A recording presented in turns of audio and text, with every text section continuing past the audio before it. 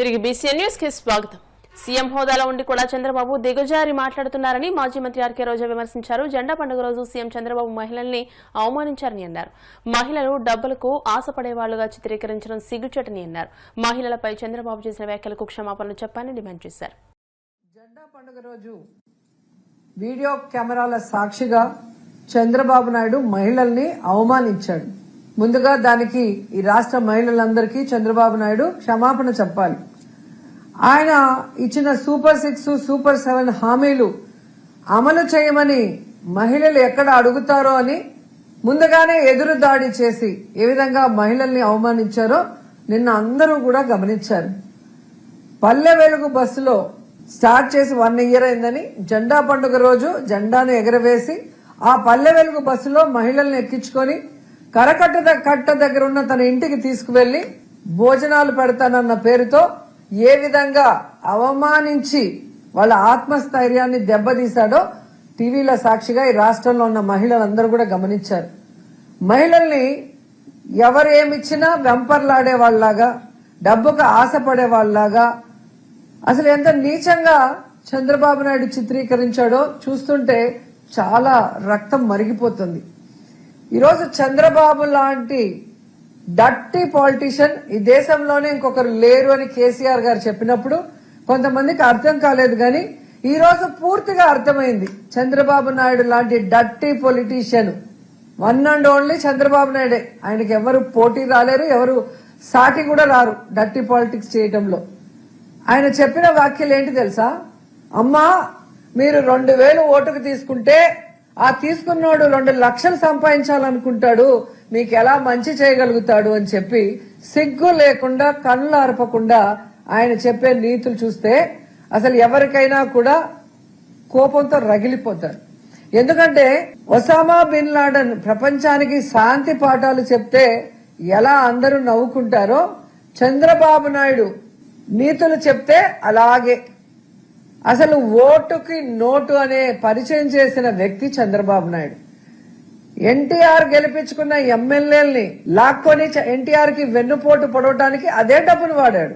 హోటల్లో ఎమ్మెల్యేల్ని దాచిపెట్టి వాళ్ళకి బ్రీఫ్ కేసులతో డబ్బులు ఇచ్చి ఎన్టీఆర్ మీద ఎలా చెప్పులే ఇచ్చాడో ఇప్పటికి కూడా ఈ తెలుగు ప్రజలు మర్చిపోలేరు. అలాగే మీరు చూస్తే కేసీఆర్ గవర్నమెంట్ ని కూల్చడం కోసం ఏ విధంగా ఓటుకి నోట్ల కట్టలు రేవంత్ రెడ్డితో పంపించి ఆడియో వీడియోలతో సహా దొరికిపోయారో చంద్రబాబు నాయుడు చేసిన ఘనకార్యం అందరూ కూడా కళ్ళారా చూశారు. సో ఈ రాష్ట్రంలో డబ్బుతో వ్యవస్థల్ని మేనేజ్ చేయటం, సొంత తండ్రి లాంటి మామను వెన్నుపోటు పొడటానికి అదే డబ్బులు వాడటం, ప్రజల్ని మోసం చేసి తాను అధికారంలో రావడానికి అదే డబ్బులు వాడటం, అలాగే తాను చెప్పిన హామీలు నెరవేర్చినట్లు చూపించడానికి పచ్చ ఛానళ్లకి అదే డబ్బులు ఇచ్చి మేనేజ్ చేసుకోవటం, ఇవన్నీ కూడా ఆయన చేస్తూ ఓటుకు నోటు అని నీతులు చెప్తున్నాడు చూడు మహిళలకి. అది చంద్రబాబు నాయుడు గొప్పతనం. తప్పులన్నీ చంద్రబాబు నాయుడు చేస్తాడు, కానీ నిందలు ఎదుటి వాళ్ళ మీద వేయటానికి ఏ మాత్రం కూడా సిగ్గుపడడు. ఈ రోజు క్లియర్ గా నేను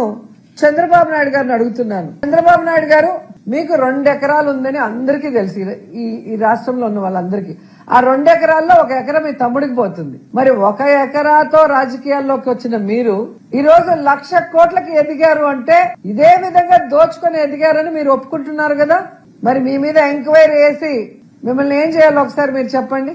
ఈ రోజు మీరు, లోకేష్, మీ మంత్రులు, మీ ఎమ్మెల్యేలు మేము డబ్బులు ఇచ్చి ఓట్లు కొనుక్కున్నాం కాబట్టి మేము మీకు ఏ వెల్ఫేర్ చేయము, ఏ డెవలప్మెంట్ చేయము, ఈ రాష్ట్రాన్ని దోచుకుంటాము, మా ఎమ్మెల్యేలు దోచుకోవడానికి పూర్తిగా సహకరిస్తాము అని చెప్పడం నిజం కాదా? నగిరి నియోజకవర్గంలో భాను ప్రకాష్ ఏ రోజు పిల్లికి భిక్షం పెట్టినోడు కాదు. ఒక పేదవాడికి ఒక స్కూల్ కి ఒక ఫీజు కట్టేదో, ఒక హాస్పిటల్ కి ఒక బిల్లు కట్టిందో, ఎవరికైనా ఒక చిన్న హెల్ప్.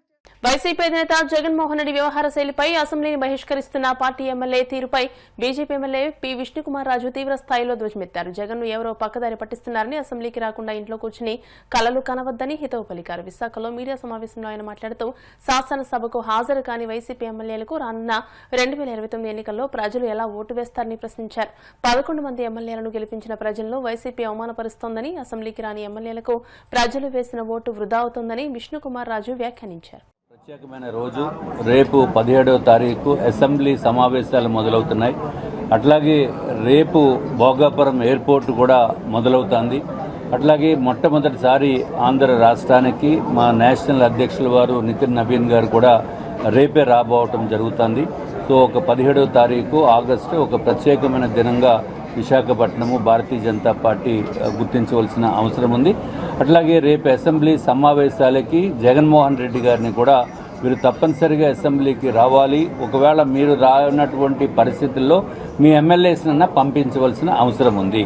మీరు ఒక పక్కన కౌన్సిల్లో ఎమ్మెల్సీస్ని పంపిస్తున్నారు, కానీ ఎమ్మెల్యేస్ని ఎందుకు పంపట్లేదో ఆశ్చర్యకరమైన విషయం ఇది. తప్పనిసరిగా ఏదైతే మీరు రాష్ట్ర ప్రజలు ఎక్కడైతే మీ నియోజకవర్గాల్లో గెలిచారో వారు ఎంతో మీరు చేస్తారు అనే ఉద్దేశంతో గెలిపించినందుకు మీరు ఎమ్మెల్యేస్ని పంపిస్తే అక్కడ ఉన్న నియోజకవర్గ సమస్యలు అసెంబ్లీలో ప్రస్తావించి దానికి తగిన పరిష్కారం చేసేదానికి అవకాశం ఉంటుంది. ఇది ఒకటే కాకుండా మీరు లేనిపోయిన అపోహలు పెట్టుకుని మాకు అసెంబ్లీకి వచ్చిన టైం ఇవ్వరు అని చెప్పి మీలో మీరు ఊహించుకోవడం అనేది కరెక్ట్ కాదు. మీరు అసెంబ్లీకి వచ్చి మీకు కావలసినంత టైం వస్తుంది రూల్స్ ప్రకారము. అదొక్కటే కాకుండా మీకు అంత తగిన గౌరవం ఉంటుంది. అన్ని విధాలుగా కూడా మీ ఎమ్మెల్యేస్కి ఎక్కడా కూడా ఇబ్బంది లేనటువంటి పరిస్థితి ఉంటుంది అని చెప్పి భారతీయ జనతా పార్టీగా మేము తెలియజేసుకుంటున్నాం. కాబట్టి దయచేసి అసెంబ్లీకి రావాల్సిందిగా కోరుతున్నాం. విశాఖపట్నంలోని యారాడ బీచ్ లో పెను ప్రమాదం తప్పింది. సముద్ర స్నానానికి దిగిన ఒకే కుటుంబానికి చెందిన 5గురిలో ఓ మహిళ అలల ఉధృతికి నీటిలో కొట్టుకుపోతుండగా బీచ్ లైఫ్ గార్డ్స్ అప్రమత్తమై ఆమెను సురక్షితంగా బయటకు తీసుకొచ్చారు. రైల్వే న్యూ కాలనీకి చెందిన ఓ కుటుంబం యారాడ బీచ్ ను సందర్శించేందుకు వచ్చింది. ఈ సందర్భంగా కుటుంబంలోని 5గురు సభ్యులు సముద్రంలో స్నానానికి దిగారు. అయితే అలల ఉధృతి పెరగడంతో సూర్యలక్ష్మి నీటిలో మునిగిపోతుండడాన్ని లైఫ్ గార్డ్స్ గమనించారు. సముద్రంలోకి వెళ్లి సూర్యలక్ష్మిని సురక్షితంగా ఒడ్డుకు తీసుకొచ్చారు. లైఫ్ గార్డ్ సకాలంలో అప్రమత్తమై చర్యలు చేపట్టడంతో పెను ప్రమాదం తప్పింది. ప్రకాశం జిల్లా అద్దంకి మండలంలో రోడ్డు ప్రమాదానికి కారణమైన పోలీసుల కారులో గంజాయి ఉండడం కలకలం రేపింది. శంగవరప్పాడు వద్ద ఓ ఆటోను ఎదురుగా వస్తున్న కారు ఢీకొట్టింది. ఈ ప్రమాదంలో ఆటో డ్రైవర్ సహా 2 గాయపడ్డారు. కారులో సంతమాగలూరు బల్లికురవ ఎస్ఐలు నాగమల్లేశ్వరరావు, నాగరాజు ఉన్నారు. ప్రమాదం గురించి తెలుసుకున్న బాధితుల బంధువులు, స్థానికులు అక్కడికి చేరుకునే ఆందోళన చేపట్టారు. కారు డిక్కీలో మద్యం సీసాలు, గంజాయి సంచులున్నాయంటూ కారును అడ్డుకున్నారు.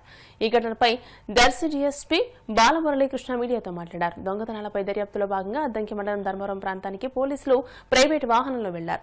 నిందితుడిని వెంబడించినప్పుడు తన వద్దనున్న సంచిని వదిలి పరారయ్యాడు. అందులో గంజాయి ప్యాకెట్లు, బీర్ సీసాలన్నట్టు గుర్తించిన పోలీసులు వాటిని కారులో తీసుకొస్తున్నారు. అప్పుడే శంకవరప్పాడు వద్ద ప్రమాదం చోటు చేసుకుంది. అద్దంకి పోలీస్ స్టేషన్లో సంతమాగలూరు ఎస్ఐ ఫిర్యాదు చేశారని డీఎస్పీ వెల్లడించారు.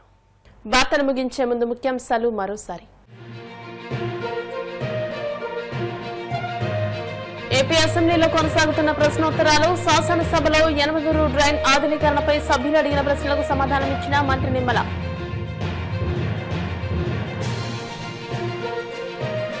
భోగాపురం అంతర్జాతీయ విమానాశ్రయం నుంచి కమర్షియల్ ఆపరేషన్స్ ప్రారంభించాం. కేంద్ర మంత్రి కింజరాపు రామ్మోహన్ నాయుడు వెల్లడి. జెండా పండుగ రోజు చంద్రబాబు మహిళల్ని అవమానించారన్న రోజా. మహిళలు డబ్బులకు ఆశలు పడేవాళ్లుగా చిత్రీకరించిన సిగ్గుచేటని వ్యాఖ్య.